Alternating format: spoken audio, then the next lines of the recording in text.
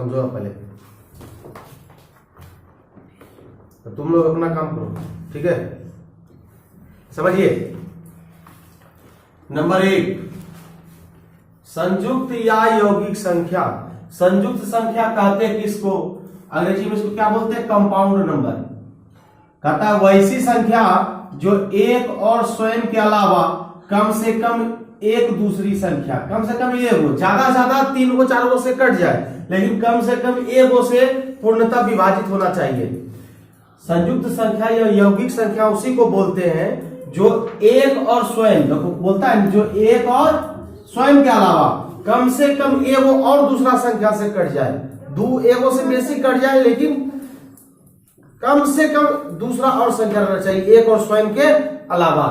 एक से कट रहा है, स्वयं से भी कट ही जाता है। मान लीजिए जैसे कोई संख्या लिए 4 एक से कट गया और 4 का कट गया, 1 से 4 से कट गया, लेकिन इसके अलावा भी कोई एकाध और संख्या से कट जाए, ज्यादा कट जाए, ज्यादा से ज्यादा संख्या कट जाए, उससे कोई दिक्कत, कम से कम एक और संख्या, तीसरी संख्या।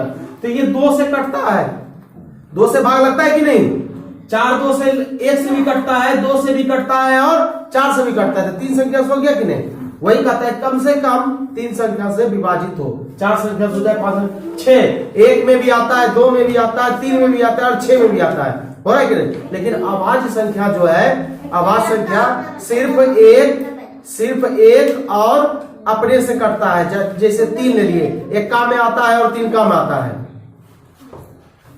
तो संयुक्त या यौगिक संख्या उसी कहते हैं वैसी संख्या जो एक और स्वयं के अलावा कम से कम एक दूसरी संख्या से भी विभाजित हो, उसी को क्या बोलते हैं, संयुक्त या यौगिक संख्या। समझ गया। दूसरा जुड़वा संख्या बोलता है, जुड़वा। यदि 2 अभाज्य संख्याओं के बीच, 2 अभाज्य संख्या लगातार वाला, जैसे 5 के बाद आता है 6, 6 अभाज्य संख्या नहीं ना है, 7 है, 5 के बाद क्या आता है 7, 5 के बाद क्या आता है 7, लगातार अभाज्य संख्या रहना चाहिए, और उसके बीच एक और केवल एक सम संख्या रहना चाहिए, केवल एगो। 5 और 7 के बीच में जो 6 आता है सम संख्या है ना, सम संख्या है कि नहीं, सम और यौगिक रहना चाहिए। तो 5 7 उसी को बोलते हैं जुड़वा अभाज्य संख्या। क्या बोलते हैं, जुड़वा अभाज्य संख्या। जब यदि 2 अभाज्य संख्याओं के बीच केवल एक सम या यौगिक संख्या हो, जैसे 5 7 के बीच आता है 6, क्या आता है 6, तो 6 क्या है, सम संख्या है कि नहीं है।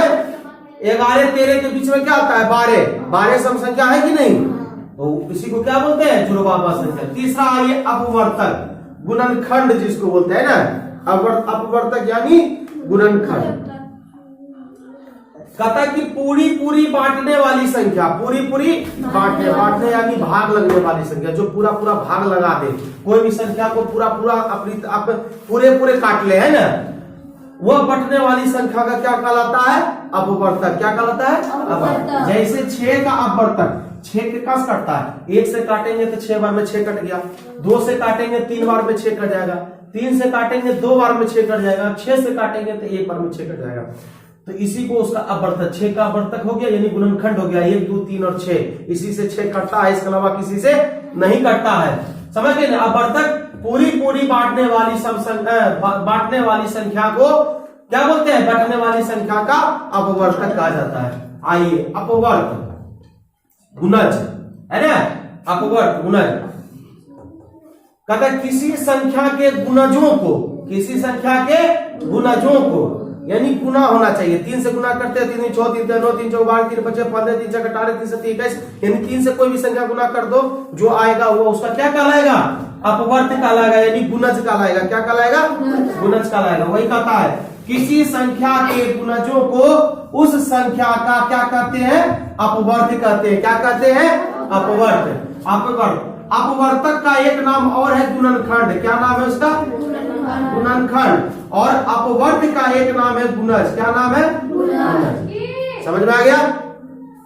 नंबर 5 में आइए परिमेय संख्या। परिमेय संख्या कहते हैं किसको, परिमेय संख्या, रेशनल नंबर, परिमेय संख्या। वैसी वास्तविक संख्या, वास्तविक संख्या किसको बोलते हैं, जो अंक है जिसका कोई मतलब है कि नहीं, वास्तविक संख्या जो p बटे q के लघुत्तम, लघुत्तम मतलब होता है छोटा, लघुत्तम मीन्स क्या होता है? छोटा। हाँ, लघुत्तम मतलब छोटा, मतलब सबसे छोटा रूप। वैसी वास्तविक संख्या जो p बटे q के लघुत्तम रूप में हो, यानी सबसे छोटा हो, वह नहीं कटे। जैसे 12 बटे 11 कटेगा? किसी से कटेगा? नहीं कटेगा, ये सबसे छोटा रूप हो गया। 3 बटे 7 कटेगा? नहीं ना कटेगा, ये सबसे छोटा रूप हो गया। 5 बटे 13 यह भी क्या हो गया? सबसे छोटा रूप। वही बोलता है कि और p बटे q में है कि नहीं? बटे में है कि नहीं? बटे में है कि नहीं? तो p बटे q के रूप में जो भी वास्तविक संख्या होगा और जो सबसे छोटा होगा उसी को क्या बोलते हैं? परिमेय संख्या। क्या बोलते हैं? परिमेय संख्या। आइए भिन्न, फ्रैक्शन, भिन्न, भिन्न भी होता है p बटे q के रूप में। भिन्न भी क्या होता है? p बटे q के रूप में। लेकिन यह क्या होता है? बृहद रूप, बड़ा रूप, यानी यह कट सकता है। भिन्न जो रहता है वो कट सकता है, कट के परिमेय संख्या के रूप में आएगा। एक चीज याद रखिएगा, भिन्न हमेशा परिमेय संख्या के रूप में जाएगा, लेकिन परिमेय संख्या भिन्न के रूप में नहीं आएगा, है ना? भिन्न को काटेंगे तो परिमेय संख्या प्राप्त हो जाएगा, लेकिन परिमेय संख्या को काटो तो भिन्न प्राप्त होगा?